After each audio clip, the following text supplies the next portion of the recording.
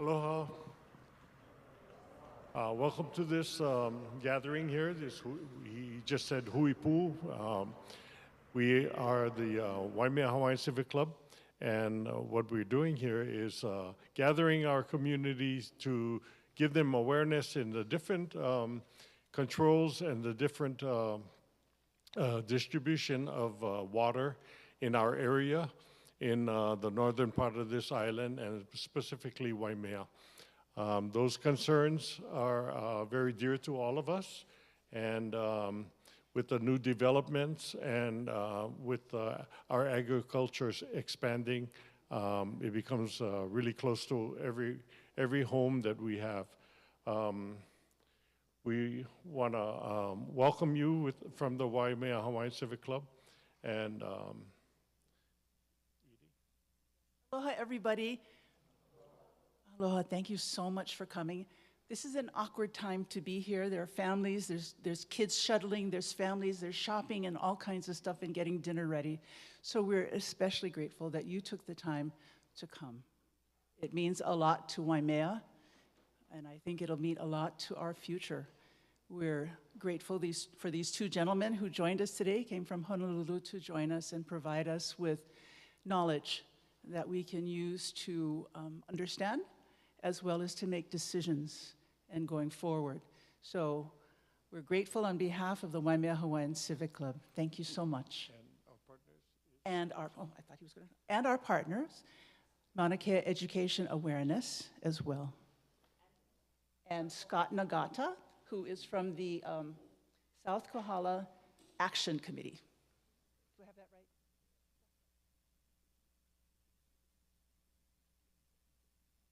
Scott Nagata. I'm at the South Kohala Community Development Plan Action Committee. It's kind of a long thing there. Anyway, so it's all the South Kohala. We do appreciate you coming here. Oh, sorry. We do appreciate you taking the time out here to come and listen to the State Commission, there's long titles here. State Commission on Water Resource Management. Okay, so there we go. And do appreciate them taking the time to come here and speak to you about that. And we do appreciate all of you coming and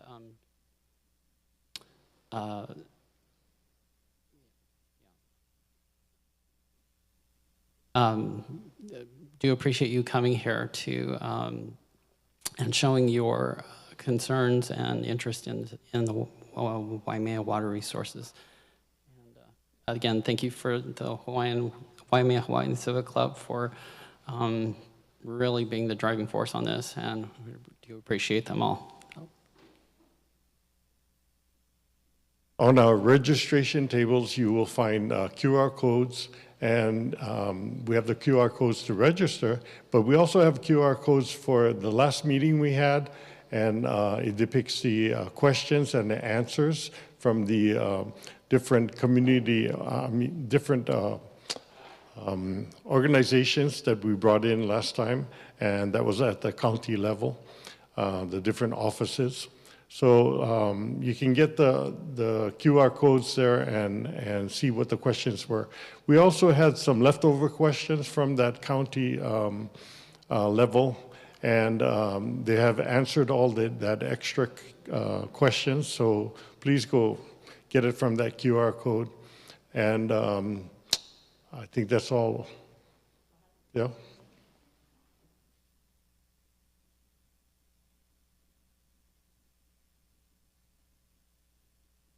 Aloha. My name is Nicole Kovaluanakalea, and I'm a Waimea community member. Very proud to be here. I'm actually stepping in with to help and support the Mauna Kea Education Association or organization, Action. Pua Case could not be here this evening. She knows she would be here, but we really wanted to make sure that we ground ourselves in what we started the last time. And so we have our chant, Mai Ka'i'a Ka'aina. But before we start, how many of you guys were here last time? How many? Awesome. See, you guys heard him already. You guys know him. So before we do that, just take a deep breath. Breathe out. Look outside and look at the vai of Waimea. And it just reminds me also of Kupuna Lindsay, and I'm thinking about Pomai right now too, and her Ohana. And Waimea meaning all things pertaining to water. And so I just really want to bring that into the room, that it's not a coincidence that these meetings are here. It should be here. We are the bearers of the water. We are the water keepers. We are the ones that bring in the sponge. And so I want you guys, before we chant this, think about the pu'us of Waimea, and think about the top of the pu'us and what you see. Every time we drive, they're so beautiful. But the source starts there at the kualono, the things that we cannot see, the unseen, and all the activity and action that is happening above us. And from that is the kuahivi, where the trees are all forming, and they're absorbing all of that, and that is the sponge that is feeding us. And that sponge then comes down and feeds into our kula lands, into the kulaiwi, which is our homeland where we live and we step every single day, the bones of our ancestors right here. And that is the kulaiwi that turns into the kulavai that takes that water all the way down to Kauai through our rivers. Waikoloa, Kianui Umano, I can name them all, Waiaka, Kohakohau, and all of these beautiful rivers that without them, we would not be the thriving human beings that we are. Water is our human right. And it should be something that we talk about very, very intimately. So I really want to, again, mahalo all of our county who come together and our organizations. And I really want to honor this chant because it's a very simple chant, but it reminds us, again, of the system that we live in, that goes all the way down to the ocean, and we are part of that. And if we are not understanding that cycle, then we are only breaking those cycles, and we are part of the problem. So I hope that through this chant, we can remember that we are part of the solution. So, mai ka'i e ka aina, please. You guys can read them now, get them now, and we have a rhythm to it. Let's try it.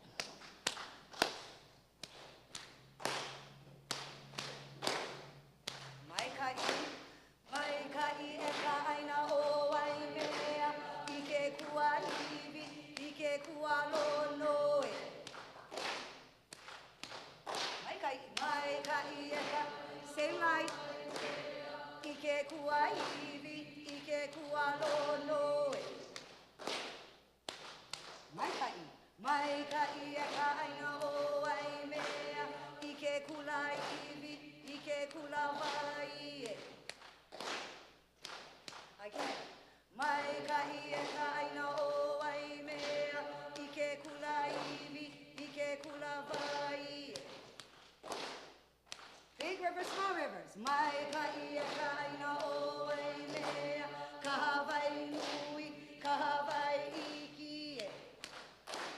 Everybody matters. Mai ka'i e kaina o Waimea, ka Hawaii nui, ka Hawaii iki. 1, 2.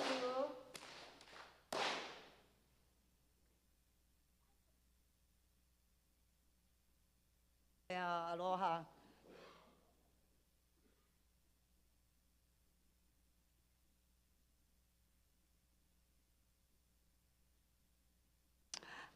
You know, I called out Pomai's name earlier. Yeah, that wasn't a coincidence.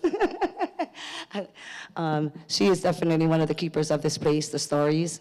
A teacher, a captain, a navigator, a daughter, granddaughter of this place. Eo, mahalo Pomai.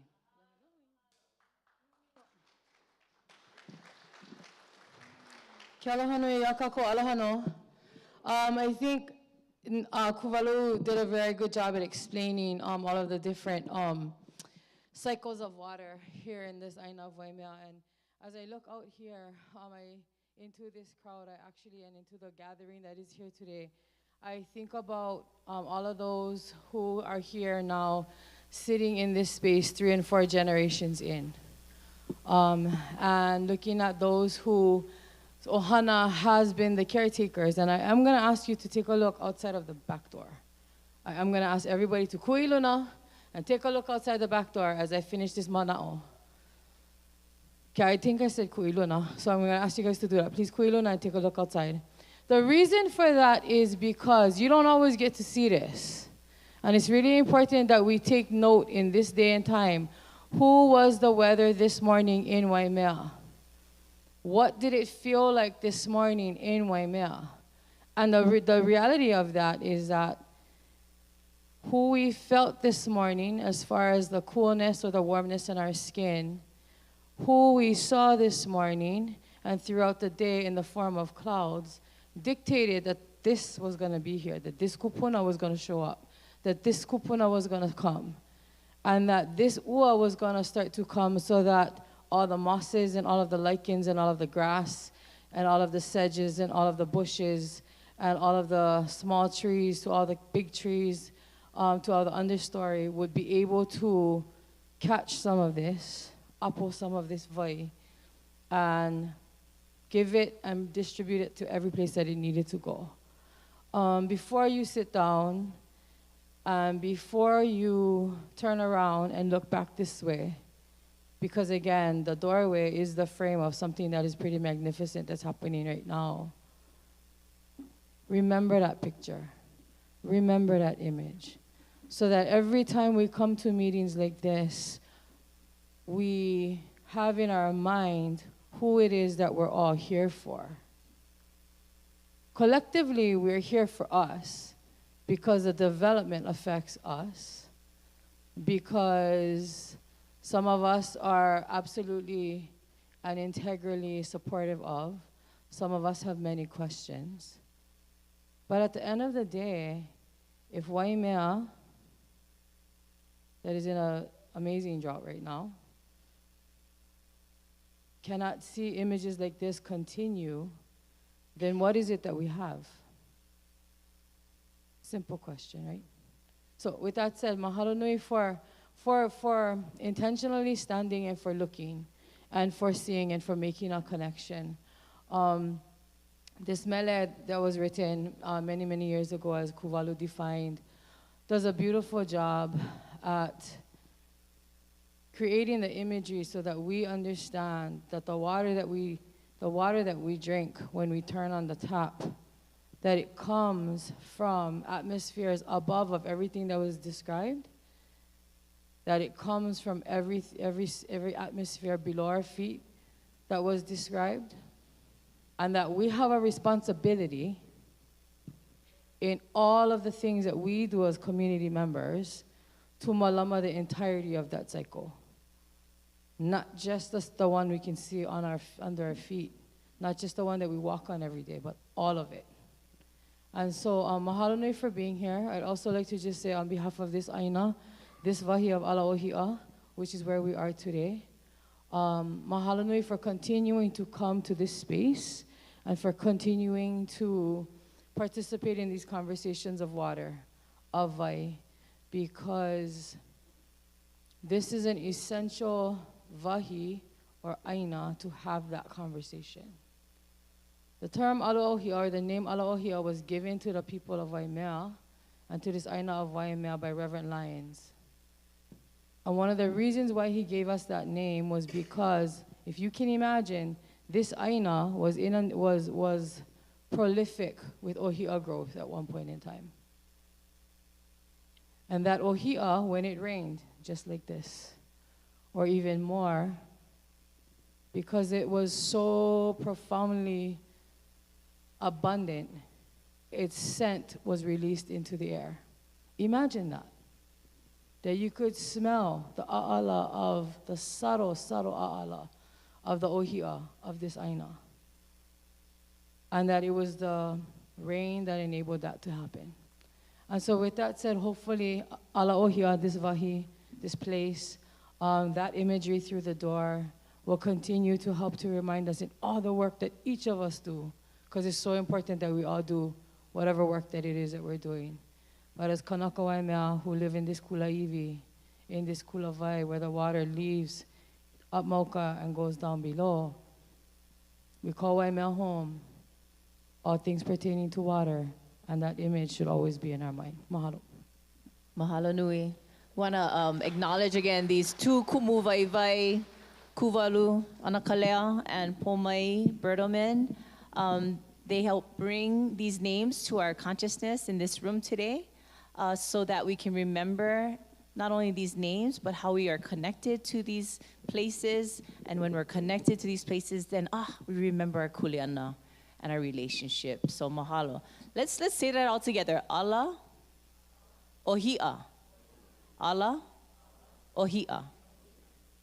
Mahalo. So my name is Mahina Poi Poi Paishan, and I have the great honor and privilege of supporting these two gentlemen, our Kumuvaivai, our guest Kumuvaivai, our honored speakers. I want to just share with you folks that tonight's conversation is going to be formatted similar to the Vai Forum #1. So there's lots of information that's going to be coming your way, and we're going to soak it up. We're going to soak it up, just like how Ohia capture water. We're going to soak up that knowledge. And we're going to break up we're going to ho'omahele, or break up the conversation so that we can think of our questions, we can ask questions, and so that we can kind of like organize all of the input or information that's coming. So you will have 3 different times for which you can ask questions from these two experts. So we're gonna get going now. To my right and to your left is Dean Ueno. He is a Stream Protection and Management Branch Chief. He's a graduate of Western Washington University. I think you have a fellow Western Washington University person in the house. With a bachelor's degree, which he's earned from Western Washington in environmental science. He began his career as a hydrologist with the Commission on Water Resource Management's Planning Branch, assisting with updating the Hawaii Water Plan and other program initiatives. Very important, kuleana. In 2002, he joined the Commission's Stream Protection and Management Branch, which had just been established in response to the Supreme Court's decision in the Waiahole contested case hearing.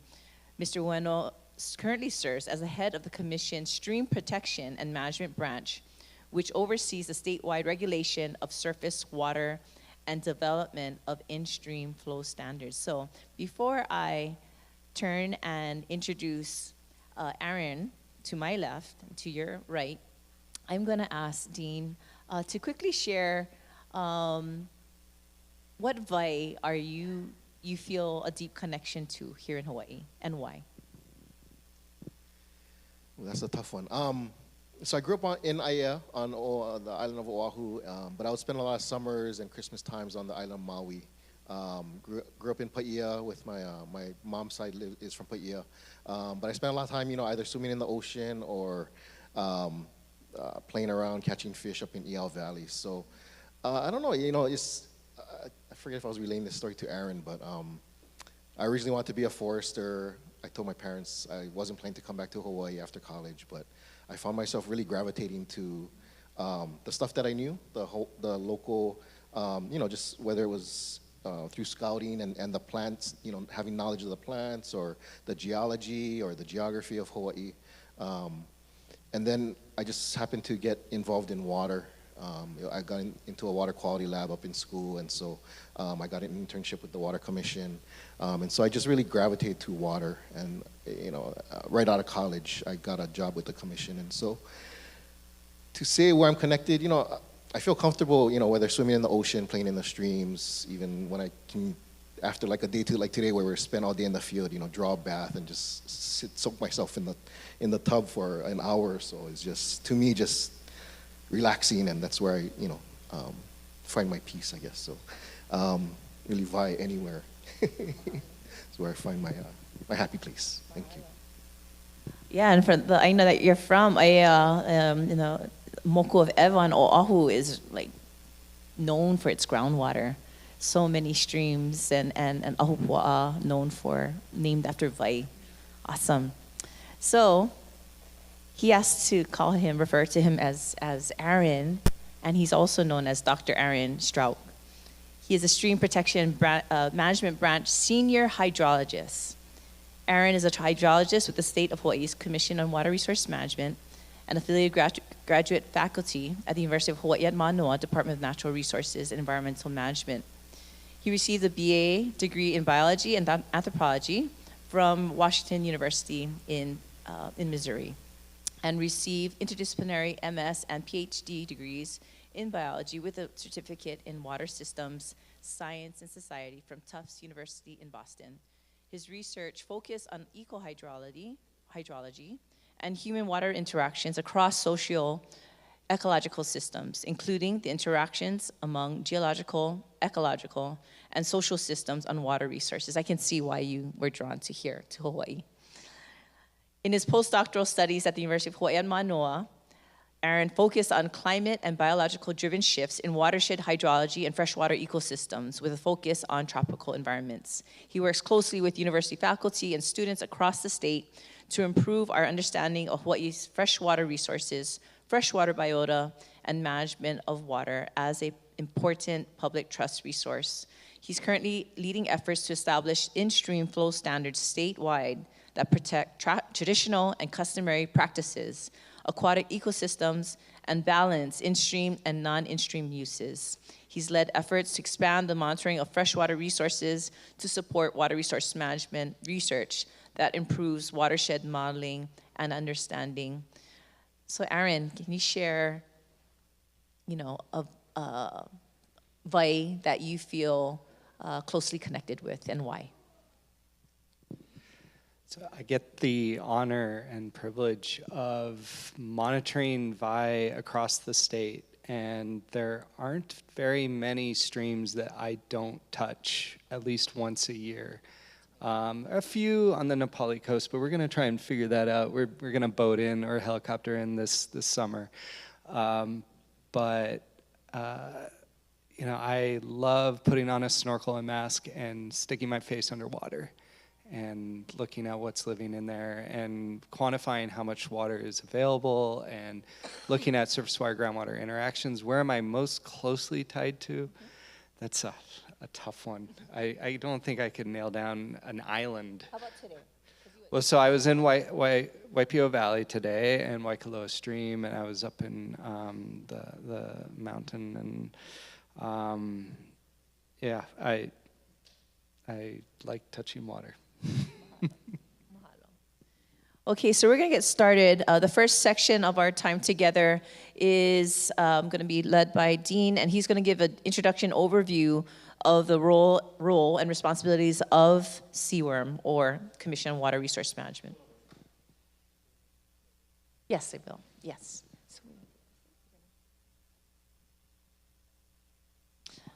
So as Dean gets set up with his slides, I want to make sure that you folks know that we have note cards. We are really encouraging you folks to write your questions. That's how we're going to be receiving your questions, and we'll be posing your questions with our guest speakers. So if you would, at both registration tables, there are note cards, index note cards. Please write the note cards there. Write your questions on the note cards there. Thank you. And again, Dean, we have about, let's say, 10 minutes for this part. 15 minutes. 15 minutes. Okay.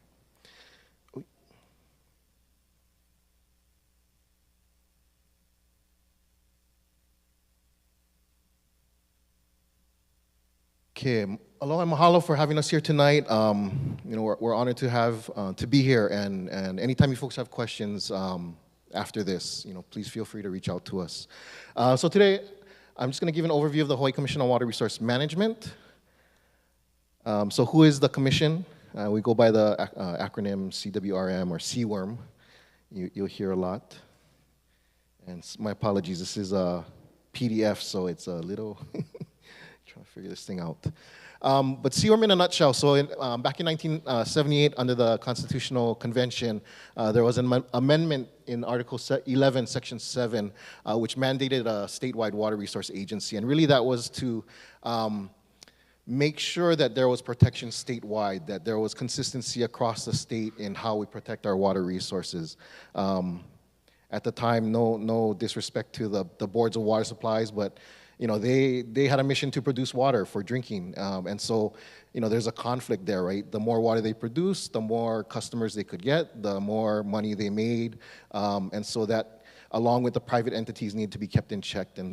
And so that's where the commission was created. And so under statute, the Hawaii State Hawaii Water Code was created in 1987, and we're kind of pseudo-administratively attached to DLNR. Our chair, which you'll see in a bit, for the commission, or for the Board of Land and Natural Resources, also serves as the chair for the commission. And it was funny, I was just looking at this date and with my bio. So I started working for the commission in 1998. And so when you think about that, we were only 11 years old. Really a young entity in terms of agency ages, right? Some of you have like the Division of Forestry and Wildlife, been around, I think, since pre-statehood as in a different form, aquatic resources similarly. But really, when I started, we were only 11 years old. And so it's been very interesting to see the evolution of our laws over this time, up until today, and you'll see a little bit of that in our presentation. We have a 7-member commission supported by staff. We're currently at about 20 staff, and we administer the state water code. And so we regulate all waters of the state and all water users.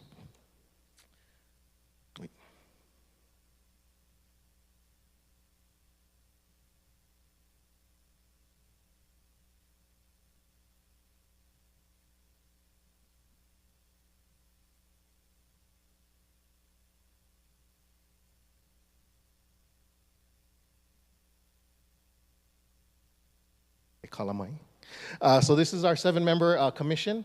These are the decision makers, so we report to them. We support their decisions. As I mentioned, Dawn Chang is the current chair of the Board of Land and Natural Resources, and she also sits as the chair of the Water Commission. The director of the State Department of Health is an ex officio voting member.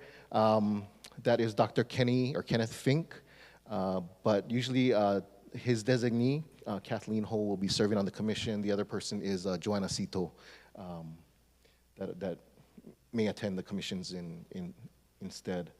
The other 5 members are appointed by the governor and approved by the state senate. So Dr. Lawrence Miike was a former Department of Health director. Aurora Kagawa Viviani is a professor at the University of Hawaii. Wayne Katayama currently works for Kauai Coffee, but he's long history in in various water systems, primarily on Kauai. Paul Meyer used to work for Department of Water Supply, on Maui, as well as Maui Land and Pine, so a lot of water system experience. And our most recent member, Hannah Kihalani Springer, from Big Island. So she's our lo'ea. Per the state water code, we must have 1 member with substantial experience or expertise in traditional Hawaiian water resource management techniques.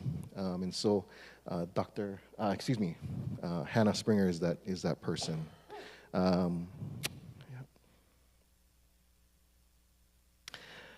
So when we really boil things down, the commission is really responsible for water quantity. We regulate how much water can be extracted from the ground, from aquifers, and how much water can be diverted from streams or surface water. Water quality issues are under the jurisdiction of our Department of Health. So in an issue like Red Hill, which on Oahu, in Halava, DOH is taking the lead in that. And we're more of a supportive role in terms of data collection and any other resources that they may need help with. Let's see, back in late, 2019, I believe, or so, we were working on an update to the State Water Resource Protection Plan, which Aaron will get into a little bit later. But as part of that effort to update the Water Resource Protection Plan, we really felt that we need to come up together with a vision and a mission statement for the commission. And so our mission that we adopted is to protect and manage the water resources of the state and provide for the maximum beneficial use of water by present and future generations. Our vision is to see flowing streams, sustainable aquifers, and functioning watersheds for the use, enjoyment, and benefit of all. And then what you see on the bottom there is our motto, Ke Kahu Waipono, which was translated for us as the trustee who oversees the rightful sharing of water.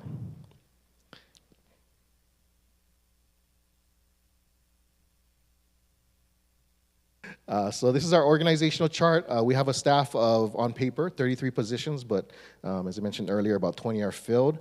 Our operating budget is about $4 million per year. And we have an additional capital improvements project budget of about $2 million a year. We've been trying to go back to the, to the legislature to get about $2 million every year to support our development of deep monitoring wells. And so these are wells that go through the freshwater lens, through the brackish water, and then down into the salt water. And I don't know if Aaron has a slide on this, but really we're tracking the top of the freshwater, the top of the transition zone, and the top of that salt water. Is it moving up? Is it shrinking? Where's the middle of the transition zone going? Is it moving, rising, or hopefully it's lowering? But really tracking all those aspects. As you see here, the commission sits at the top, that 7-member commission. Below that, we have a deputy director that we report to. And this was recently updated, so we've gotten rid of our survey branch.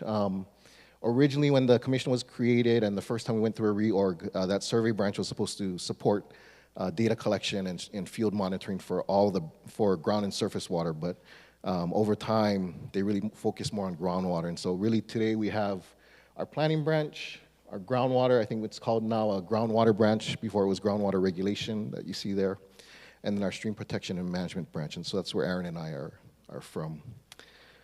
I know there was some desire to talk more about groundwater, so Aaron's gonna get into that a little bit, but our deputy did mention that if we do wanna do like a webinar, later we can offer that to you folks where we can come back or at least provide an online forum to present more information and answer questions.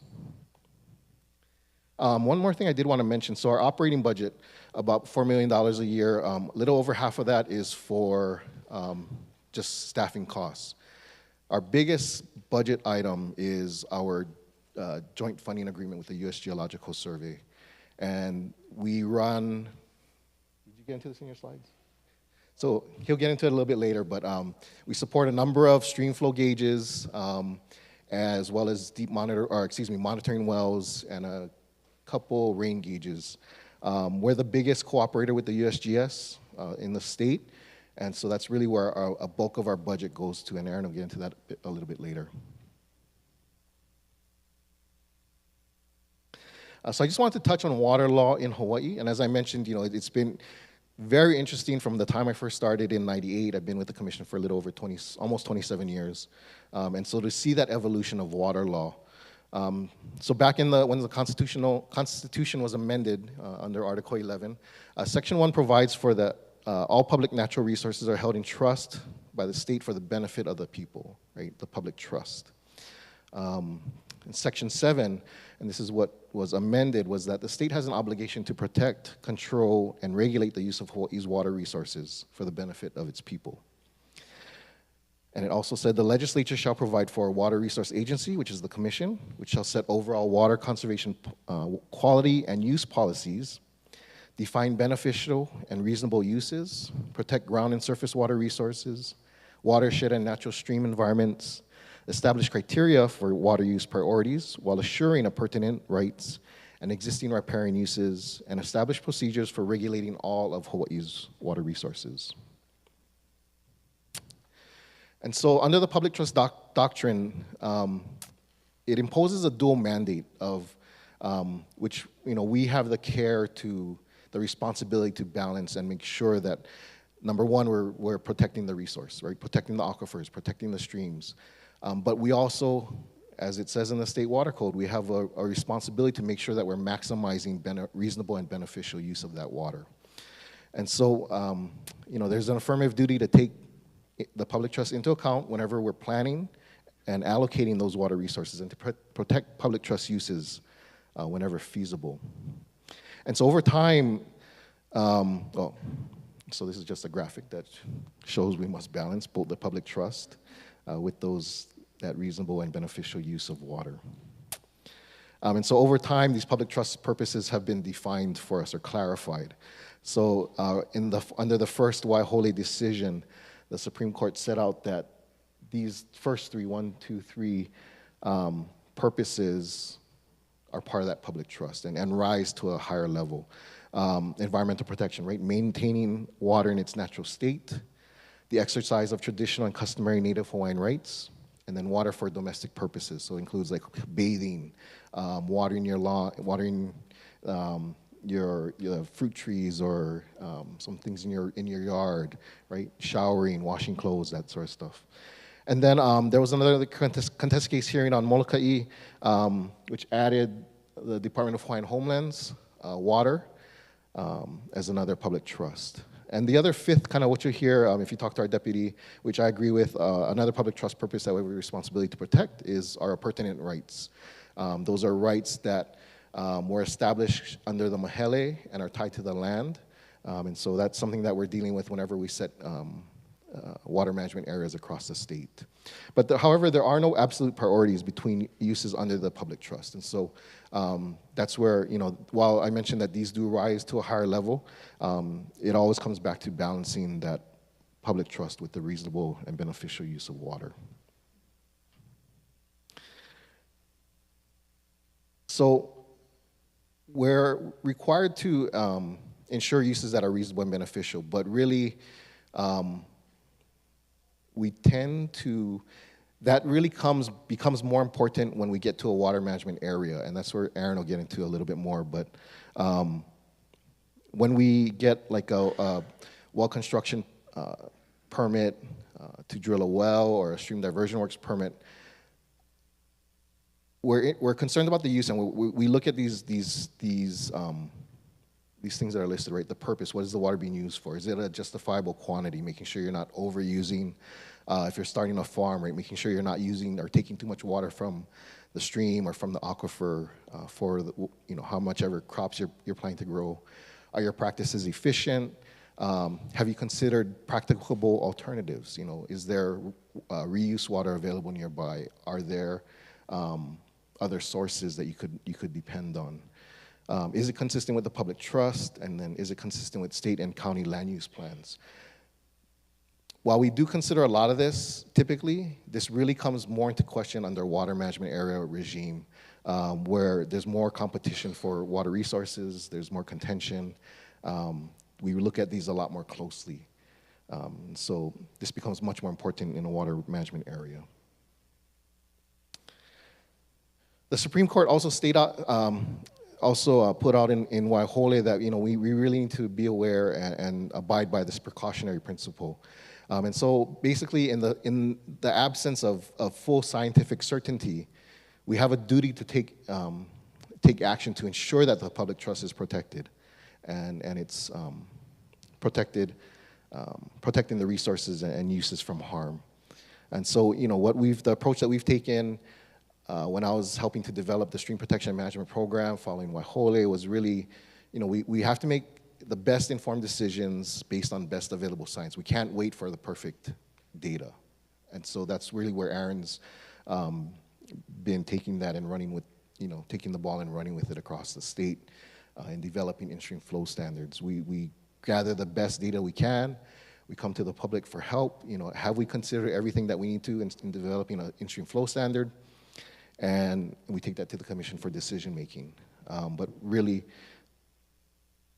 we're trying to make the best decisions, making sure that we're watching out for the public trust, but moving forward and making sure that we're allowing for that maximum reasonable and beneficial use while still protecting the resource. Dean, before you get into your final slides, just want to encourage community members, if you're ready with your question, please just go ahead and raise them, and we have volunteers that are going to help pick them up because we're going to get into about a 5 to 7 minute Q&A shortly. So just raise your hand with your index card and they'll come around. Thank you, Dean. And that's it. You want me to do the?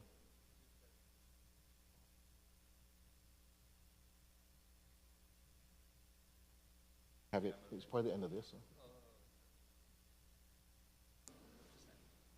Huh? All right, mahalo.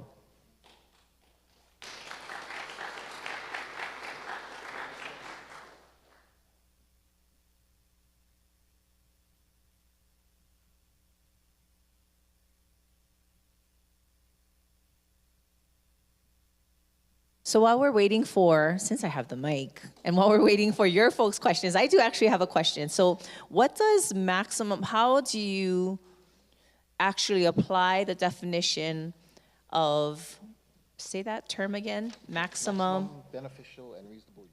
maximum beneficial and reasonable use. So can you just walk us through, so when you receive a proposal to develop a particular area, how do you actually use that term and apply it in your decision-making process?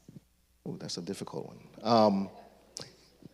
I mean, bottom line is when it comes down to it, if you have a very limited resource and it comes down to, do you want water for drinking, traditional and customary practices, protection of our stream fauna, right? Those are gonna outweigh water use for other purposes, commercial, industrial, agricultural. But we got to make that balance, right? We want to eat, right? People need to survive. People need to work. People need to live, have jobs. And so it's a very careful line that we walk in balancing all these uses. Right? So yeah, it does get contentious. So while I'm waiting for some of your folks' questions, what are some of the major water issues that South Kohala is faced with today?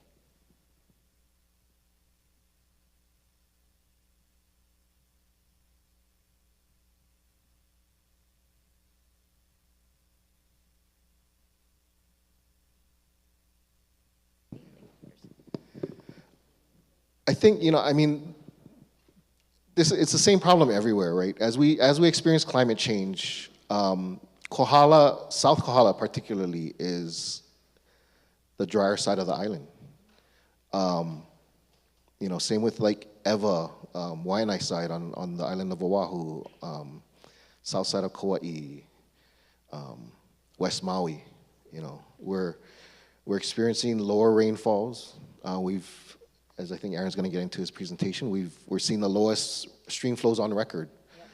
Yep. Climate patterns are changing. It's a problem that everyone's going to face. And so I think as we're talking to Scott with the Department of Planning, the county Department of Planning, where the rubber meets the road, it's the county. It's you folks, right? You don't get into the dual met.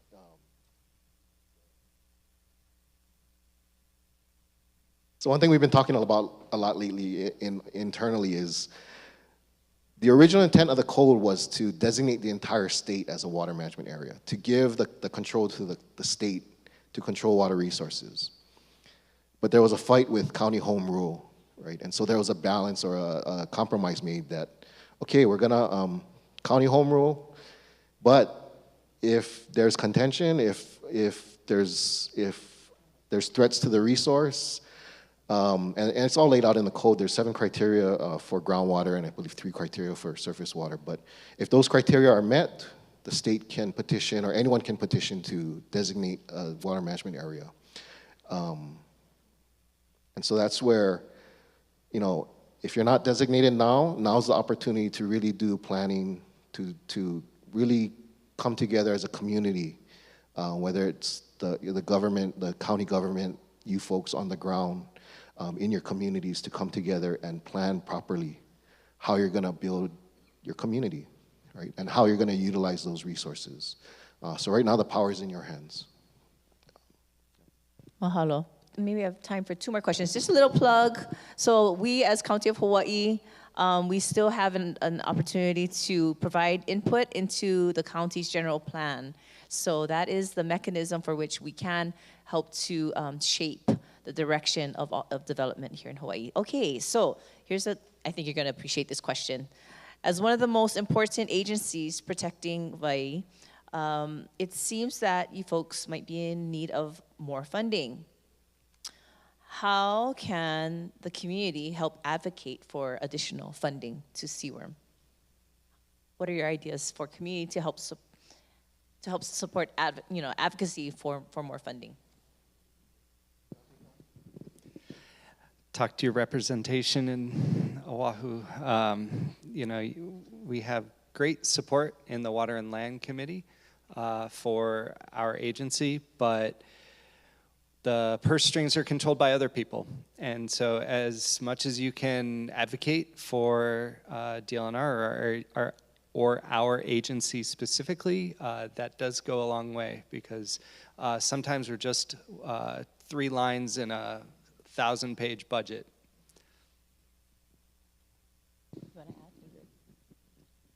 Yeah, no, just to reiterate what Aaron said, I mean, reach out to your representatives and senators. You know, you folks have some of the strongest senators on the island, most powerful senators, and so, particularly on the Water and Land Committees, and so that'll go a long way in the legislature. Okay, final question for this section, and then we'll turn it over to Aaron. This is regarding water supply, water levels and water supply. So context, water levels with what are, how will the Waimea community ensure that there's, I'm kind of like summarizing, adequate supply for future Waimea growth? How does community work with agencies and departments to assure water level, appropriate water level and water supply for the future, for Waimea's future growth? I'll get into it. Okay, Aaron's getting into it. Okay, let's transition. While Aaron's setting up, I want to just remind all of you, for whatever questions, if we don't have time for all of your questions, keep them coming, by the way.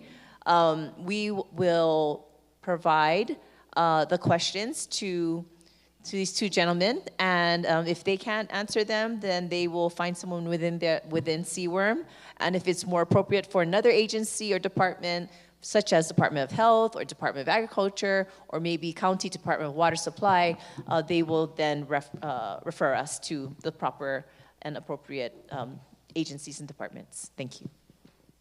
All yours, Aaron. All right, I have 100 slides to go through, so I'm going to talk a little quickly, but most of them are pretty pictures, so hopefully that's okay. Can you take off the cover? Excellent. I'm going to go over the CWRM programs for you. We have, as Dean mentioned, 3 main programs: Planning Branch, Groundwater Regulation and Stream Protection and Management. Planning Branch develops comprehensive long-range plans for the protection, conservation, and management of states' water resources. I'm going to go into Planning Branch now.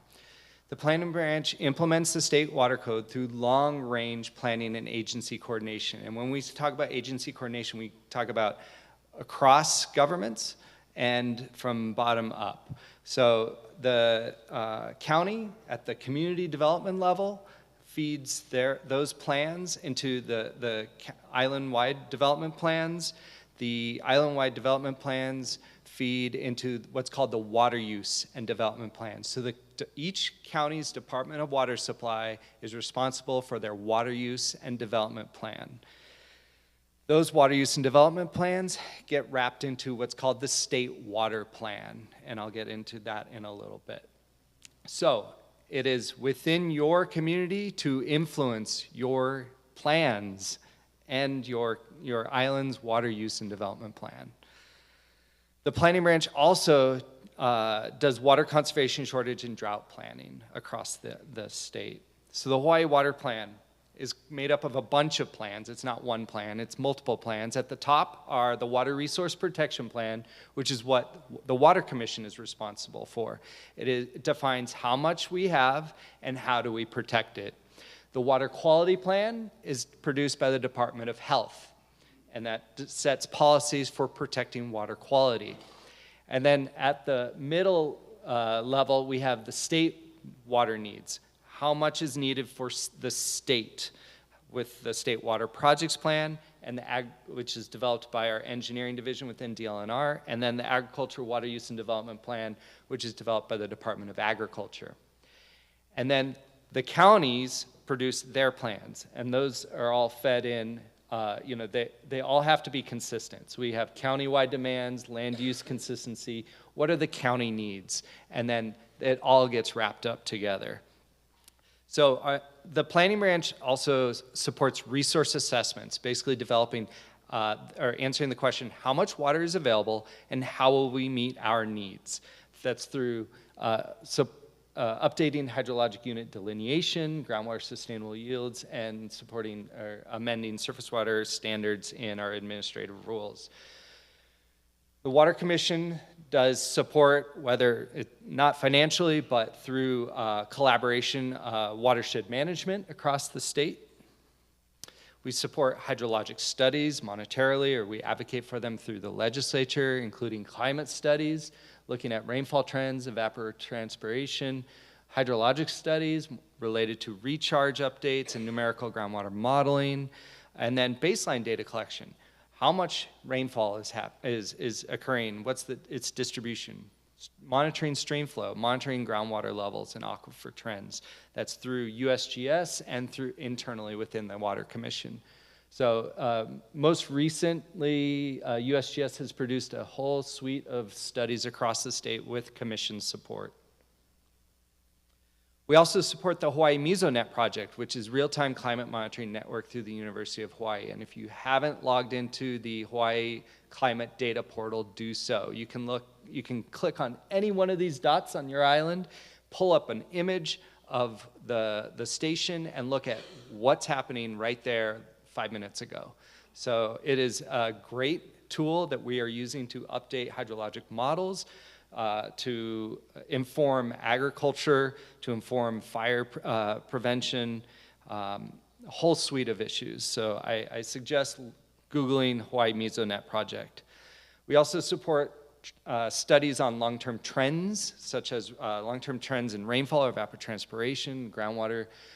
This is from Fraser and Jambaluka, looking at climate trends on Hawaii Island over the years. So most recently, the period 1983 to 2012, you can see this is a significant dry season decline in rainfall over this period. So what is some of these other plans, like the Agricultural Water Use and Development Plan? We just approved its update a couple months ago, I think.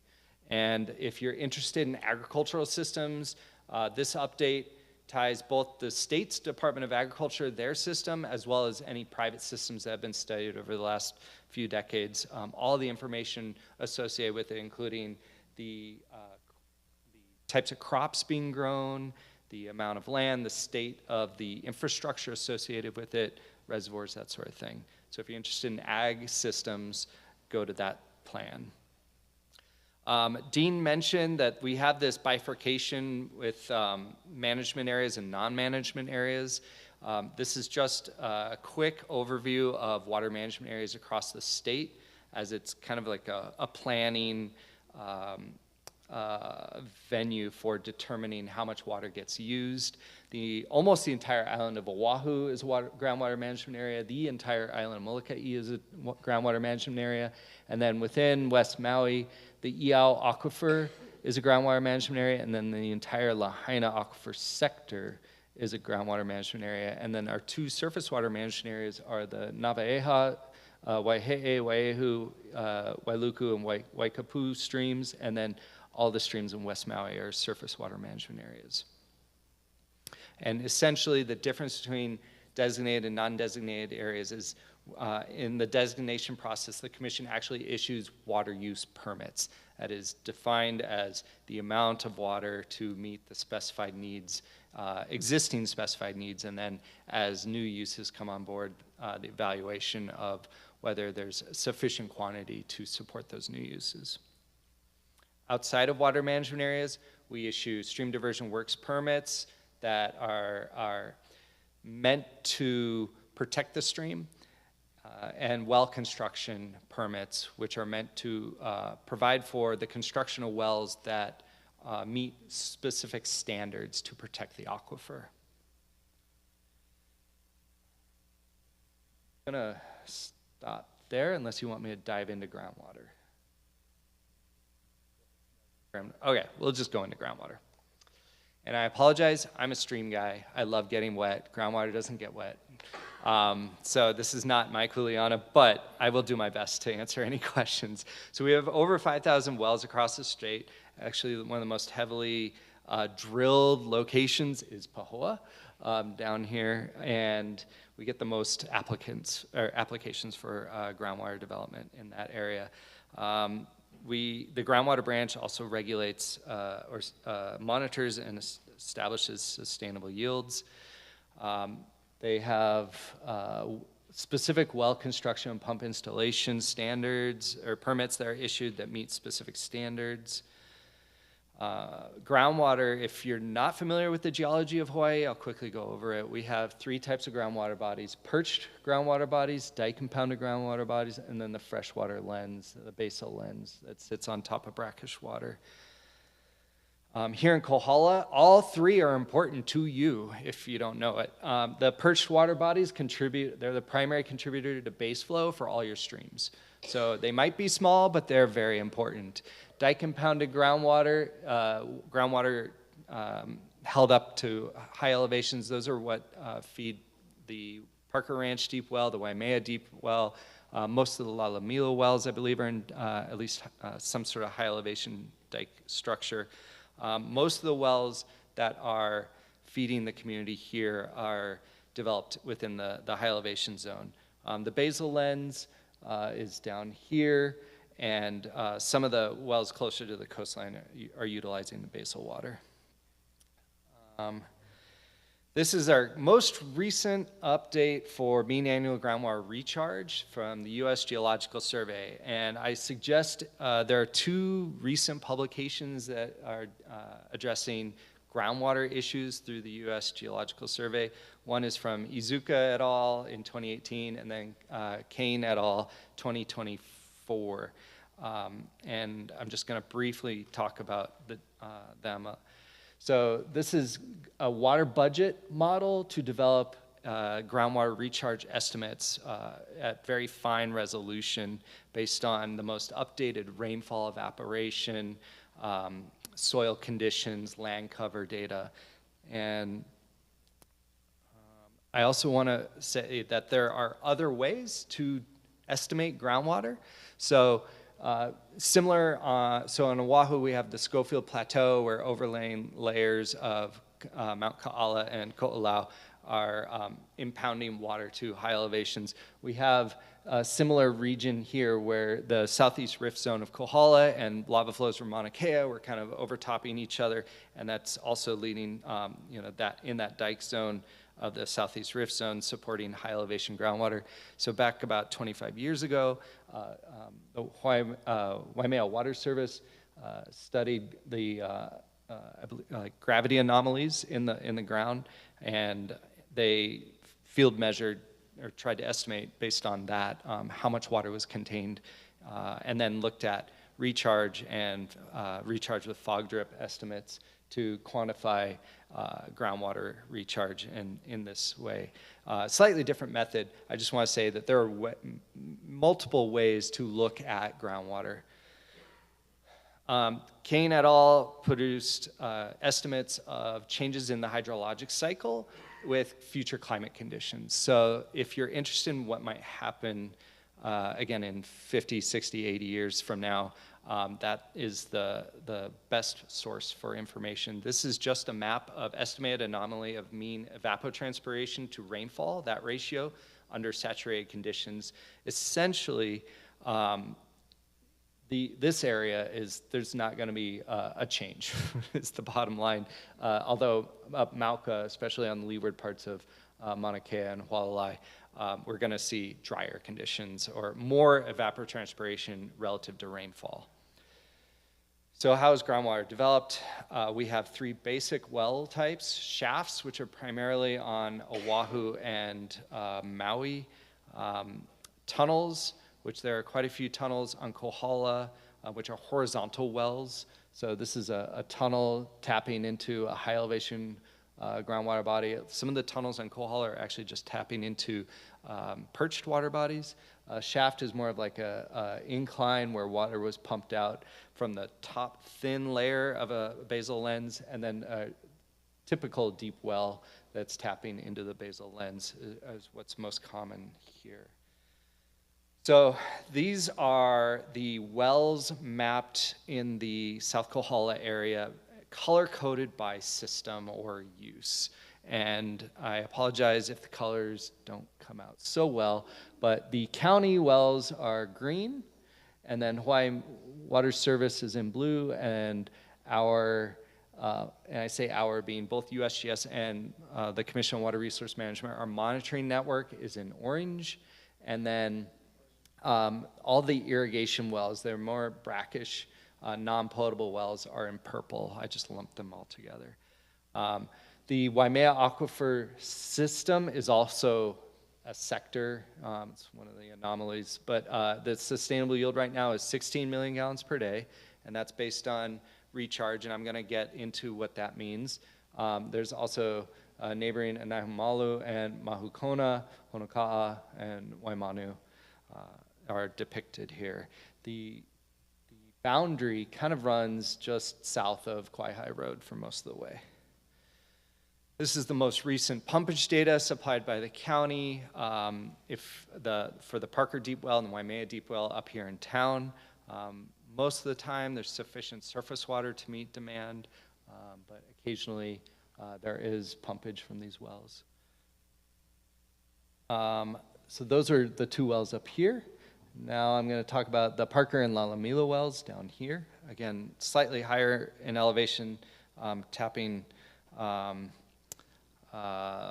water inland. So and I'm going to just lump them into Parker wells and Lalamila wells for simplicity. This is pumpage over time. And as you can see, over time, the Parker wells have actually dominated most recently in terms of volume.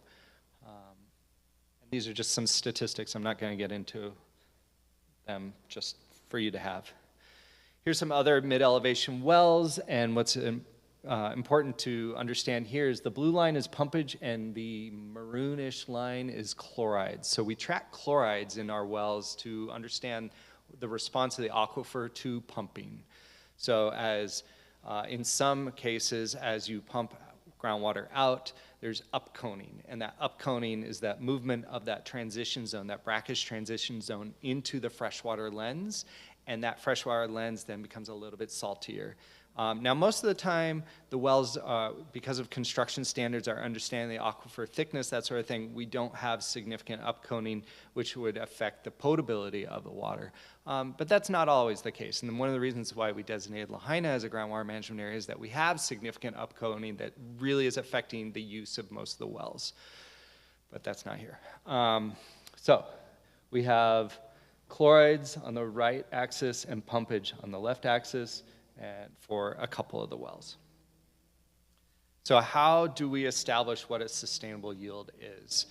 We have estimates of recharge based on rainfall and fog drip inputs to our groundwater system. We have estimates of runoff and recharge, the ratio of runoff to recharge for every aquifer system. It's dependent on the geology and the land cover.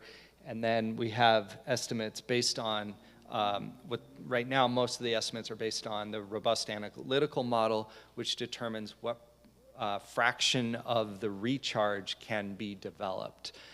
So in this hypothetical situation, the sustainable yield is 44% of total recharge, not rainfall, recharge, and 56% is moving into the either streams or discharging into the ocean at sea level or submarine groundwater discharge. So these ratios, this 44% to 56%, that's going to depend on the geology of the area. These are your sustainable yields across the island. We're here in Waimea, and this is just for your use, for your understanding.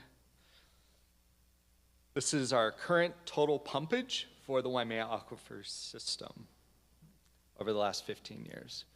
The green line is the 12-month moving average. The blue line is pumpage, the red line is our sustainable yield. Pretty close.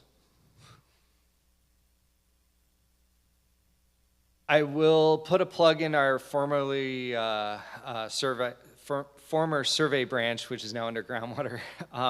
Our survey branch has been monitoring groundwater in Waimea and throughout the Big Island for about 20 years now.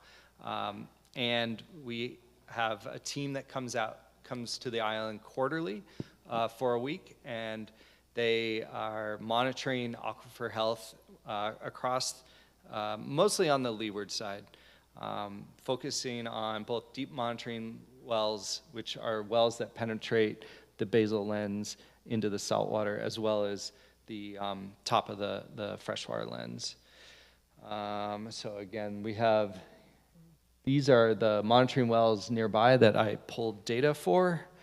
And before you freak out, I want you to understand the axes here. So we have in black the Waiaka tank, and its axis is on the right. And yes, that is 1,000 feet above sea level. So this is water level that is much higher than the basal lens.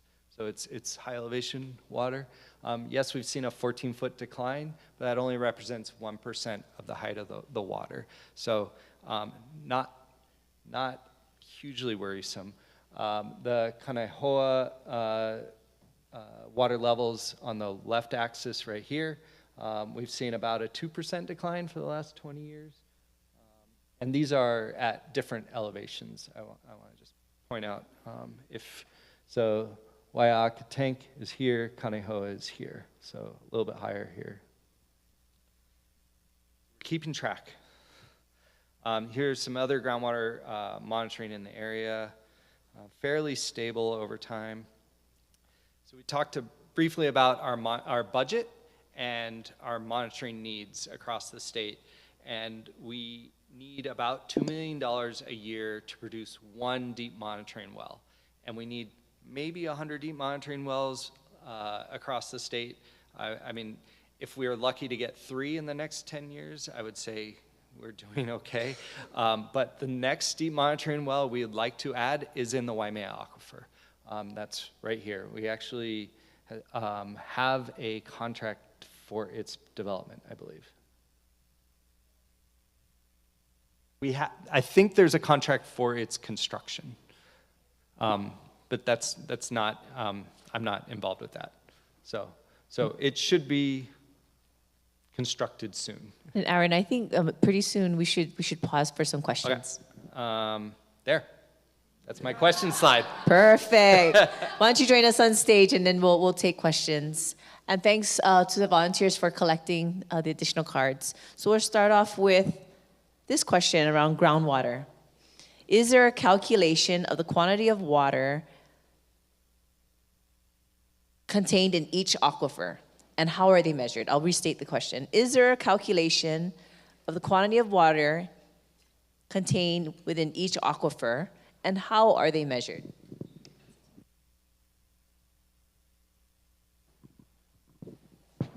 I did have a slide about that.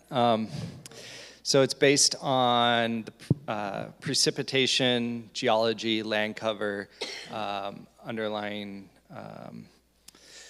structures within the island. Yes, there are equations. Thank you.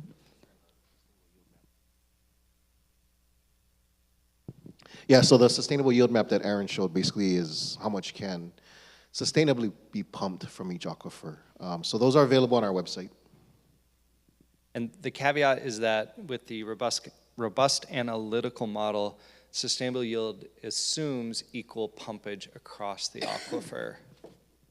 Okay, thank you. Next question. How is the community consulted? Who and how is the community consulted when a proposal for a well is put forward? And what environmental factors, if you could restate, what are the environmental factors are considered before a decision is made? So it is a little bit dependent on the size of the well and whether the well is located in a management area or not.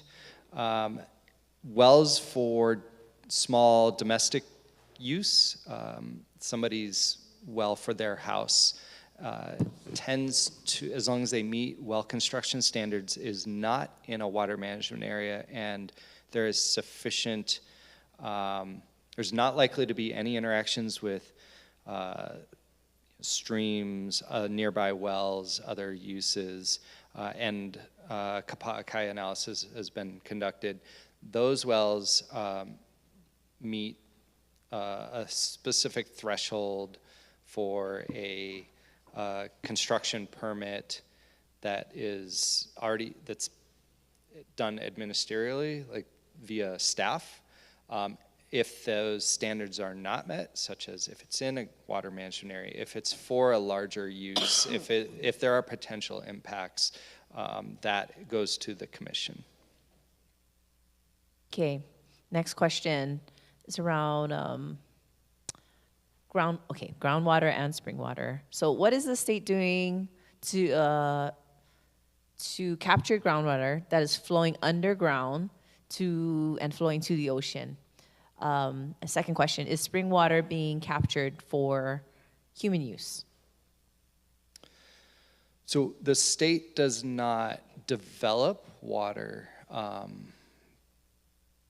Pre-water code, when the Division of Water and Land Development was around within DLNR, they were involved with water development and managing irrigation systems and that sort of thing, but not anymore. We are simply a regulatory agency to protect water resources.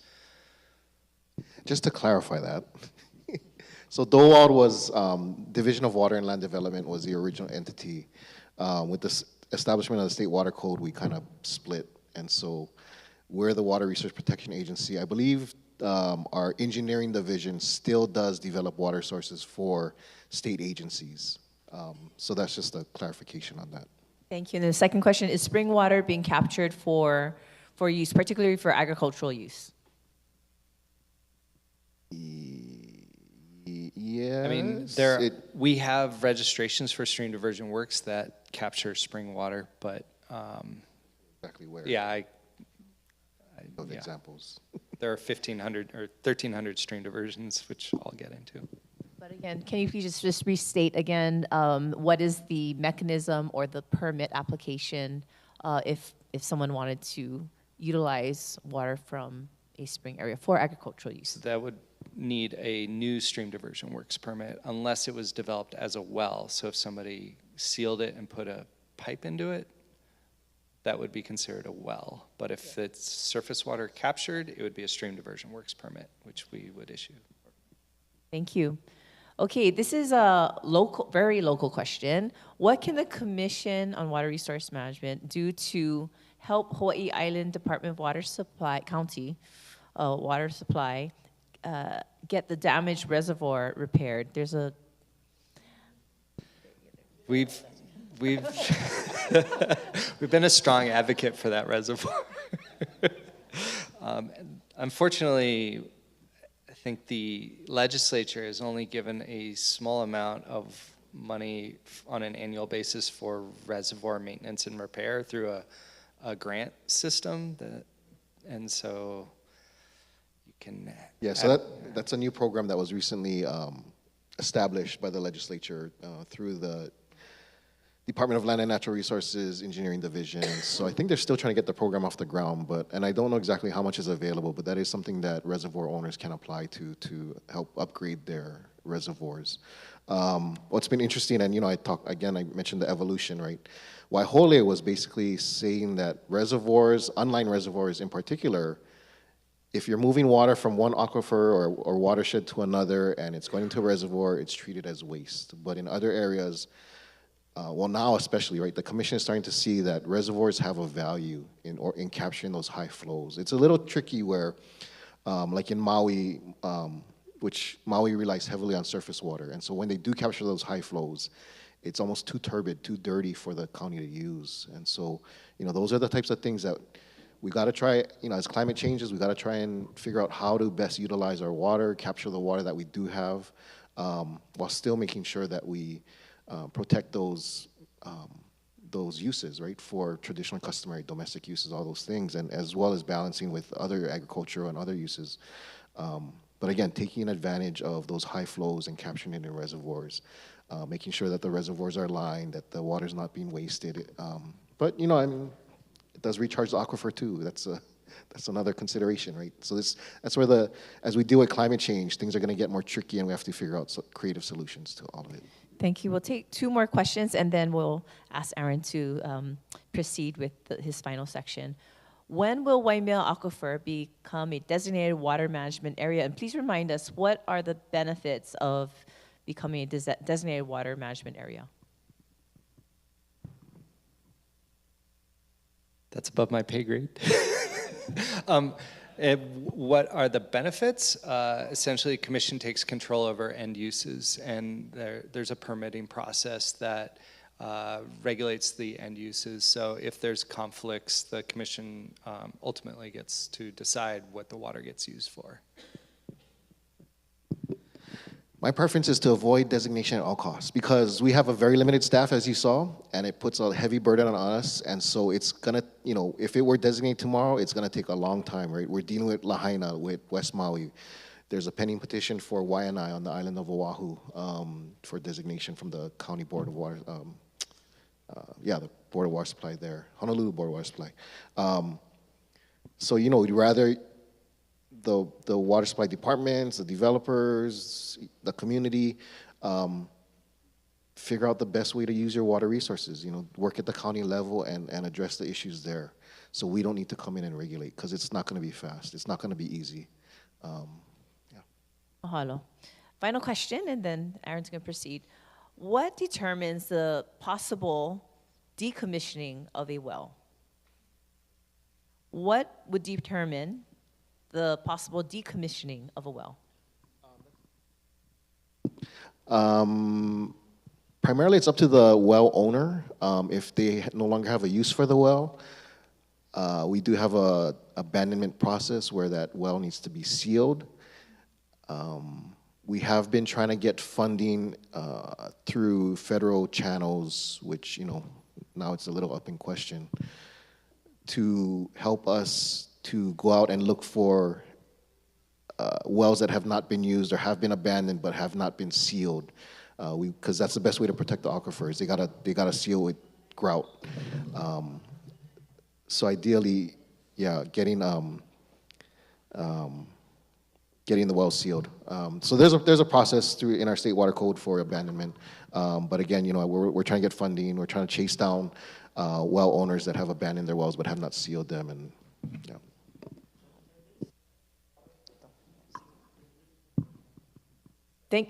Thank you for your question, and I'm going to encourage one of our volunteers to bring the index card so that we can proceed with the presentation and we can record your question. Thank you. All right, next section is my bread and butter, stream protection and management. We have 376 perennial streams, about 1,300 stream diversions we've abandoned or sealed or discontinued, about 100 over the last 10 years. And our job is to protect aquatic life, recreational values, traditional and customary practices, et cetera. We have a surface water regulation section, so that they issue stream diversion works permits. That's the permit necessary to withdraw water from a surface water source, and then a stream channel alteration permit, which is what's needed if you're going to alter the banks or stream channel itself. Then we have an in-stream use protection section. That's me. We do surface water hydrologic monitoring. That includes streams and ditches. We analyze current and historic USGS data. We conduct biological assessments and coordinate the U.S. Geological Survey Cooperative Agreement. Right now, we fund about 47 stream gauges, 9 wells, and 18 rain gauges across the state. We also internally monitor about 85 locations continuously and another 50 partially across the state. 1,300 stream diversions. They're primarily located in windward areas. They range from a giant grate in a stream sucking all the water to a dam that's maybe diverting a little bit of the water to a tiny little seep that's captured in a 2-inch PVC pipe, or just a hand-built rock wall in a stream channel for the Po'ovai. In South Kahala specifically, there are 3 systems: the Waimea irrigation system, also called the Upper Hamakua Ditch, the Parker Ranch system, and the Hawaii DWS system. So this is the distribution of your systems. Also, Lower Hamakua Ditch kind of is in the neighborhood, but maybe not directly affecting Waimea. The Parker Ranch pipelines take water from Alakahi, Waikoloa, and Kohakohau, and the Hawaii DWS withdraws water from Kohakohau and Waikoloa. The upper Hamakua Ditch starts at Kawainui, Kawaiki, a couple of small tribs, and then Alakahi and Waimea, and brings water down to reservoirs. So I will start with the Waimea irrigation system. If you've not been to Kawainui, there's a dam across Kawainui up on the top. And then there are a number of minor diversions that bring water in. This is the Kawaiki intake. So the way the system operates, water is diverted from one stream, dropped into another. Then there's a dam and an intake control gate to take water along the ditch to the next stream. And for the vast majority of flows, there's always flow remaining in the stream as it's operated. So here's the, on the left-hand side, this is the ditch flowing into Alakahi, and then the stream is under a bridge right here, and this is the intake, and then the rest of it goes downstream. The upper Hamakua Ditch feeds the Waimea Reservoir.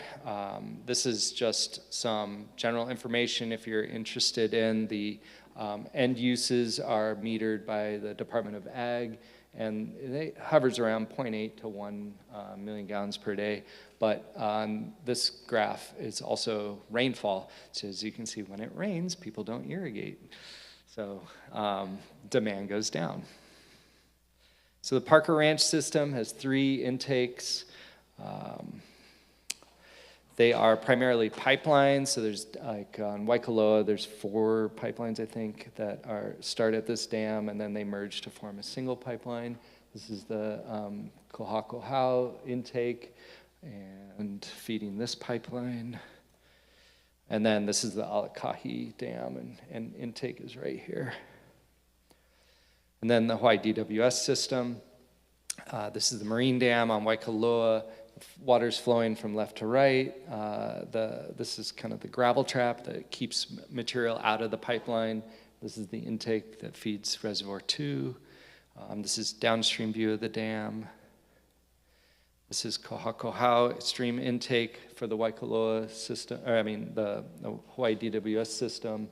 This is downstream view of the dam. Similar intake right here with the gravel, what we call a gravel trap, a trap that keeps material out of the pipeline. And that feeds a series of reservoirs. This is Reservoir 2. This is Reservoir 2 2 weeks ago. Reservoir 1 that's not in use right now, which needs to be upgraded. Reservoir 3, this is overflow from Reservoir 2 back into the Kohakohau. And I think that's all I wanted to say. This is just a generalized schematic. Sometimes it makes things easier to understand. When you have multiple systems drawing from the same sources and you have meters and stream gauges, where they located is important. The Water Commission currently funds a stream gauge on Waikoloa stream above the Parker Ranch intake. The Hawaii DWS is reactivating the USGS station above their intake, both on Waikoloa and Kohakohau. And there is about 125 to 150 million gallons of storage, but if there was more, if Reservoir 1 was upgraded, there would be more storage. This is from the Hawaii Water Audit Program. So because the Commission has not designated this area, we don't require a big, scrutiny. We don't scrutinize all the end uses, but we do have a water audit program that makes sure that all water systems, public or private or military, follow basic standards for detecting leaks and understanding where there are system losses, whether they're realized or just accounting errors, that sort of thing. This is a map or a graph. The top graph is daily production, so the amount of water produced for from the surface water system in blue, from the Parker Ranch Deep Well in gray, and the Waimea Deep Well in orange for the 2012 to 2021 window. As you can see, the majority of water sourced in Waimea comes from surface water. The bottom graph is the same data, only in percent format, if you're into statistics. And then we have mean, median, minimum, and maximum values for all these sources for this time period. Again, for your enjoyment. And then within the water audit program, we also get basic quantities for various categories of use. So agricultural use on the DWS system. This is not ag use on the Department of Ag system. Government use, residential use, commercial use over this period. So we also have statistics down here on those uses for your use. So the in-stream uses. So the in-stream use protection section develops in-stream flow standards, or the minimum environmental flows, the amount of water that has to remain in the stream. And we have these criteria set up with the water code that identifies all the things we have to look at. Fish habitat, recreational values, ecosystem maintenance, aesthetic value, navigational potential, in-stream hydropower, impacts on water quality, the conveyance of water for downstream uses, and Hawaiian traditional and customary practices, or Hawaiian rights. We have to do that in this sometimes vacuum of hydrological data. Now, we've gotten better over the years at expanding the network of monitoring stations across all 376 perennial streams. I mean, we currently have maybe 120 stream gauges. Of course, in Waimea, Kauai alone, we have 7 just for that one stream. The watershed is well covered in gauges. But that's because we need to know how much water is up in Kokei, how much water is on this tributary, how much water is downstream from the hydropower plant simultaneously. So developing the hydrology is critical, but also hugely challenging. Also, developing the data sets that go into in-stream flow standards, hugely challenging because we don't have a lot of sources. There are not a lot of people sticking their head in the stream. The best sources of information often come from historic documents. So we have the Hawaii Stream Assessment, for example, that was produced in the early 90s that categorized all ranges of uses related to recreation and habitat and historic structures and that sort of thing. But again, one of the reasons why we don't set in-stream flow standards tomorrow on every single stream is because these data are lacking. But we have amended in-stream flow standards at over 80 locations across the state, depicted here in red dots. The green watershed or hydrologic units are colored that way because we have amended in-stream flow standards in that hydrologic unit. The hydrologic units in blue, we have developed in-stream flow standards, but for some reason or another, they have not been amended by the commission, whether the recommendation was contested or it's in mediation or that sort of thing. And then the red are locations where we are in active study. We are gathering data in those hydrologic units to develop a recommendation. So the hydrology, how do we know how much water is flowing? I'm gonna be super quick. So, for example, we have a USGS gauge on Waikoloa above the Parker Ranch intake. So what? What does it mean? Well, we can take the data from this station. This is the actual station up there with the stream flowing. It doesn't always flow. We take that continuous record. You know, water levels go up and down. Flow varies with rainfall. You take that continuous record and you develop what's called a flow duration curve. That is the magnitude of flow that occurs over a particular percentage of the time. So this is for the 5 years of stream gauge data we have for this station most recently. We have the magnitude of flow on the y-axis, percent duration on the x-axis. So it's a little bit counterintuitive. The lowest percent duration are the highest flows because you have very few peak flows. They occur a very small amount of time, but the flow that occurs the most are actually the low flows because they are the ones that are at least or exceeded that magnitude of flow. So we take particular parts of this curve that we develop from that continuous record and we generate these statistics. And we I like to talk in cubic feet per second. Some people like million gallons per day. I put them both on. So we have high flow values, medium flow, what we call base flow, or about Q75 here, and low flow values based on the continuous record. So that's how we talk about the amount of water in a stream. We also have this information for other locations, or we would like to develop that for the current climate period by adding stream gauges back into the network.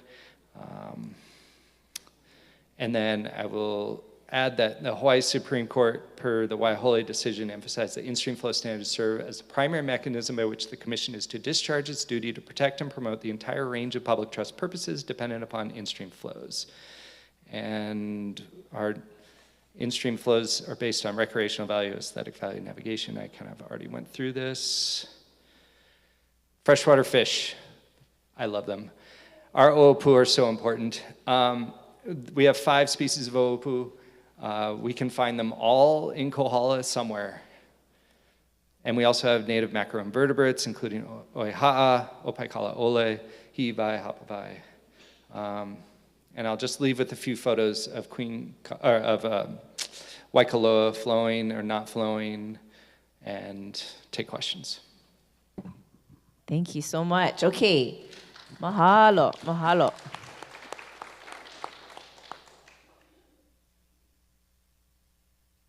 Oh, we have quite a few. Thank you for answering that, because this is one of the questions that came from the audience. Does Seaworm monitor Parker Ranch water intakes? And you went over that thoroughly. Thank you.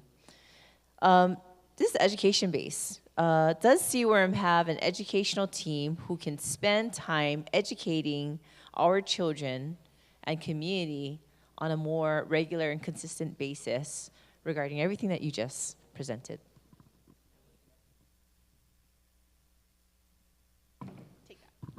You're looking at them.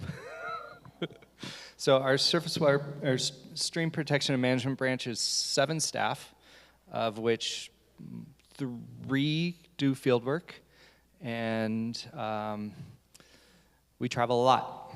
We are looking to expand. We do have funding for additional positions, but we do not have a dedicated education program or team. That's another position we would like to add. Yeah, that is, our planning branch does go out. They do volunteer for community events, and really all of us, as we have time, if something comes up, we'll go and volunteer, but we don't have a dedicated staff like some of the other divisions like Forestry and Wildlife or Aquatic Resources. But I think that is something that we are looking to ask for from the legislature in future sessions, but I believe we may also need to amend our admin rules to put that into under like our purview, right, is to have an educational outreach component. But yeah, we agree with needing one.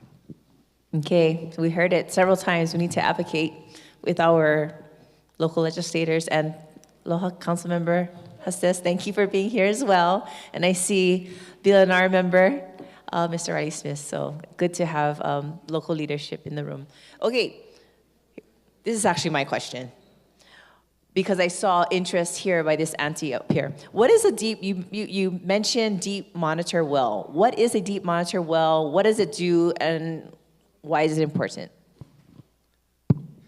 So a standard well is constructed to about 1/4 of the depth of the freshwater lens, and that's to withdraw water from the basal lens. So it's not drilled to a depth where you would encounter saltwater or the transition between fresh and saltwater. But a deep monitor well is not drilled for pumpage. It's not drilled for use in terms of extracting water. It's drilled to monitor the health of the aquifer by drilling through that transition between fresh and saltwater to track how the aquifer is doing over time. Okay, next question. When will in-stream flow standards be established for Waikoloa and Waimea streams within Waimea? We're working on it. One of the things that we held a public fact gathering about a year ago to take information on the in-stream flow standard assessment report, And one of the things that came out of it was the need for more monitoring, especially above the Hawaii DWS system. So we worked with the county, and they are funding the U.S. Geological Survey stations. A site visit was done 2 weeks ago to get the stations installed, and they should be up within, I would say, probably 4 to 6 months. So if I can just add to that, typically when in the past, folks, the community, members in the community, or like Earth Justice or organizations have petitioned to amend an in-stream flow standard. They've submitted a petition to us. We respond to that. We start studying the stream, and we develop an in-stream flow standard. In this case, I think it was commission-driven. And so there wasn't really any community organization that we were working with in particular. And so when we came out and did the public fact gathering meeting, it was kind of like, oh, what's going on, right, with the community? And so I had asked Aaron after that meeting, let's do a little more work and outreach with the community, just help to educate people more. And so this is one of the forums, right, where letting you know that we're working on this. It's coming out. There's a page on our website that you can look up and find more information, find the assessment report that Aaron and his team prepared. And so in the future, we'll take that back to the commission, and now in consideration of getting more data to support it, it'll make for a better decision in the future. So yeah, we're hoping 1 to 2 years, at least. I also want to add, we have to look at the entirety of the system and the public trust purposes it serves. So understanding, yes, we need an in-stream flow standard, but that quantity is going to be dependent on how much domestic demand is met by this system. What are the potential implications for Department of Hawaiian Homelands? What sort of reservations do they have, and how can water be utilized by DHHL? Because we also want to keep them involved in that decision-making process. Okay. How often do you adapt or change water? I'm just going to say it, verbatim. How often do you adapt or change the amount of water diverted from streams to fill reservoirs due to less water recharging the aquifer? What is your process for adaptive management? So we don't manage, we're not the operators of the stream diversion works. We're not the ones opening and closing valves. We're not the ones that are repairing the dams, so to say. So if the question is, how are we adapting by modifying in-stream flow standards, I'll do an example. There is a stream on Maui where we use the best available data from a report USGS produced in 2013 that developed low flow characteristics for that stream. And we established an in-stream flow standard, but we implemented it when the USGS, when we were actually able to add a gauging station on the stream, a continuous record, fully operational gauging station. And we realized that the amount of water that was in the stream under low flow conditions was less than the actual in-stream flow standard. So we are adapting by recommending a different quantity based on new data. Okay. This is a Kohala Ditch related question. Can you provide an update on the Kohala Ditch and any recent developments to get the Kohala Ditch running again? What is the estimated time for it to become operational? We don't operate ditches. I would just be grasping at straws. I do visit it occasionally because I do check that the stream diversions are not in operation, and we monitor streams in Kohala regularly, but we're not on the planning or CIP to conversation to develop the ditch. Okay, I'm going to combine these. I think we only have time for this final question. I'm going to combine kind of a theme of questions. It has to do with developer applications and then trying to balance growing development and growth and water levels and water supply and so forth. So ultimately, what is CWIRM's role to determine when water use is having a detrimental effect on resident populations? What is that process for which you determine that water use is negatively impacting a particular resident community? So I think the best example of that is looking at West Maui and the Lahaina Aquifer Sector Area designation. That was an instance where, you know, we saw development happening. We saw, and there there's almost a one-to-one relationship between ground and surface water. If you pull water from the stream, you're impacting the groundwater. If you pull water from the ground, you're impacting the stream. And so, you know, that was where it was commission initiated to designate the area. And unfortunately, with the fires, the Lahaina fire, and now, you know, understandably, the county is looking for housing. But is it gonna make the situation better or worse, right? You have the folks that are rebuilding, they're relying on the system that was existing prior. But now we're getting more, you know, affordable housing that they want to build, and so it may get worse. And so we need to look at how to maximize, you know, really work closely with the county and others and the private purveyors in making sure that we maximize that use while still protecting the resource. And so it's going to get complicated, and so that's where we're at. From the streams perspective, while I might be in 200 streams every year, if somebody has an issue with their neighbor or a downstream user or somebody else, file a complaint. We have a complaint form that we will investigate. We will gather information as needed and bring it to the commission's attention for decision making. So that is something we can do, but we need your help. I can't be in every stream always, every day. I will say though, if you file a complaint, please be specific. The worst, what's hardest for us is when people are like, the stream flow is low. And it's like, okay, you know, there's no rainfall. The stream flow is gonna decrease. But people expect us to know everything, right?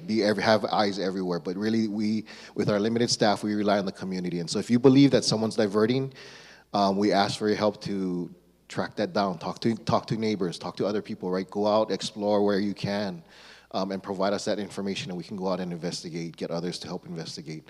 But yeah, you know, just saying, I think someone's taking water, the stream flow is low. That doesn't help us. We're gonna look at the rainfall, we're gonna look at whatever best available data we have and make it our best judgment whether it's worth it to go out and investigate further low rainfall. If I will put a plug in for the U.S. Geological Survey's water dashboard, you can pull it up on your phone. You can look at I think there's now 9 stream gauges on Hawaii Island. Your nearest index station will be color-coded by rainfall condition or stream flow conditions. If it's green, it's pretty okay. If it's red, it's bad. If it's bright red, it's super dry. And those are good indicators of what's happening in your region. Okay, so we need to wrap up. I'm going to give you a final closing comment. Yeah, go ahead. Just to follow on Aaron, if I can, I think USGS still has a water alert system, so if you want to be alerted, like on your cell phone, get a text message when a stream flow is low or flooding, you know, if that's a concern for you, like you have a home near a stream, you can sign up for water alerts, you can set thresholds. If it's high, you know, you're going to get a text message. If it's really low, you're going to get a text message, so look for that too. And we can forward the information to Mahina. Okay, thank you. Appreciate that. So I'm going to give them a final question as kind of like closing remarks. And I just want to invite folks from the Waimea Hawaiian Civic Club who's going to share kind of the closing remarks. And thank you again for those who stayed with us the whole night. Again, if you didn't register, please go ahead and register your name so that you get copies of these slides and you'll get a link to the question bank and so forth. So thank you again for joining us. So here's a final closing thought, gentlemen. If you can please reflect on this question. What do you see for the future of our wai here in Hawaii? What do you see? What is your hopeful future for wai in Hawaii?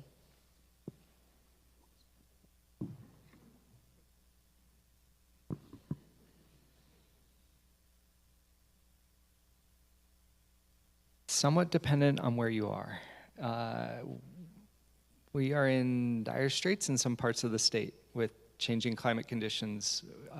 Groundwater resources are not going to be as plentiful as they probably once were 100 years ago, and that affects our stream flow. It affects what we do with VAI.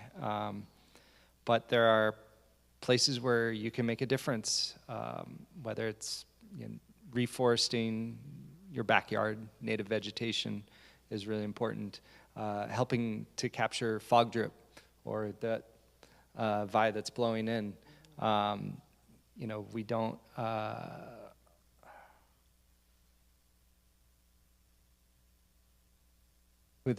we can't control the climate, but we can do our best to adapt to it. I would say I think we can't not be anything but hopeful. As Aaron mentioned with climate change, seeing the information that we're seeing, I mean, even in the wettest areas like in East Maui, we're seeing some of the lowest stream flows on record. And so, while it may look dire, I think I'm hopeful that people are going to start waking up and seeing that we need to come together as a community to deal with these situations in a creative manner, as I mentioned earlier, and find solutions to, best utilize our water resources. So yeah, gotta be hopeful. So again, please help me thank and mahalo Aaron and Dean for sharing all of this rich Ike Mana'o and information. They've given us a copy of their slides and all the links as well. They're gonna help us as Waimea Hawaiian Civic Club get that and then therefore get it to all of you. So please join me in thanking them for coming all the way here, spending all day in the field. I'm a little jealous. And now they have to depart quickly to make sure that they get to their Kona flight or Hilo? Kona.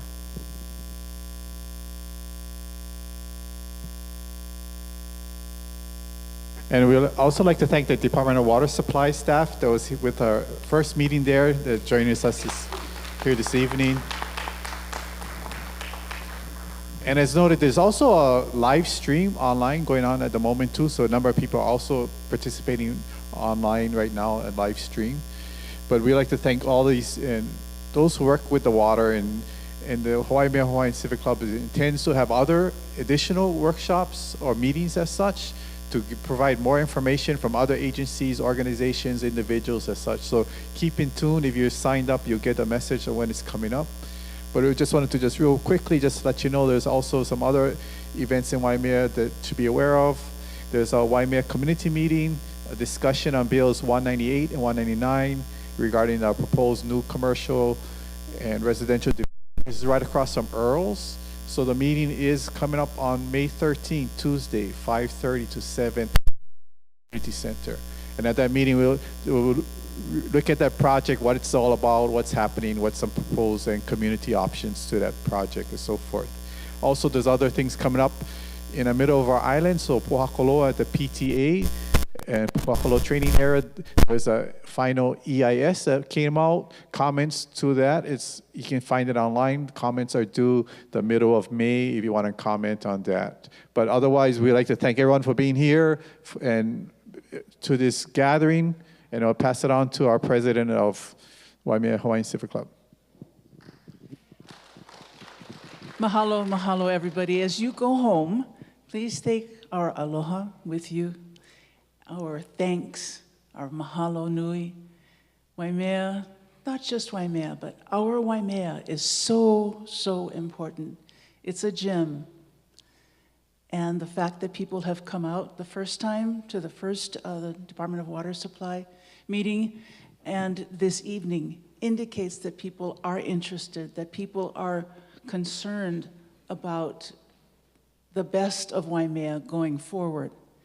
It's survival in a good way, in the best way, as opposed to being afraid all the time that we won't have enough water, that our forest is dying, that we are overusing, that we're not doing our part. It's not just their job or their job.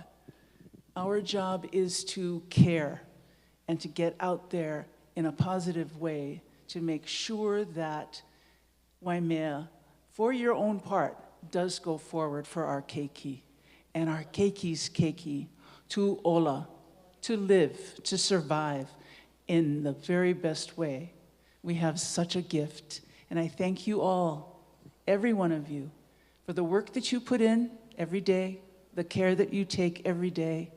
I'm grateful to Chelsea, to all of the people, Mahina, Kalani, all of the people in our club and the people who have come forward to help organize this, the first meeting, this one, and those to come.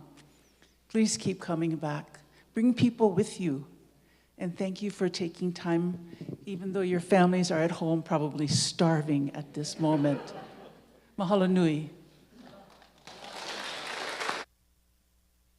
Mahalo nui, and good evening. Safe travels.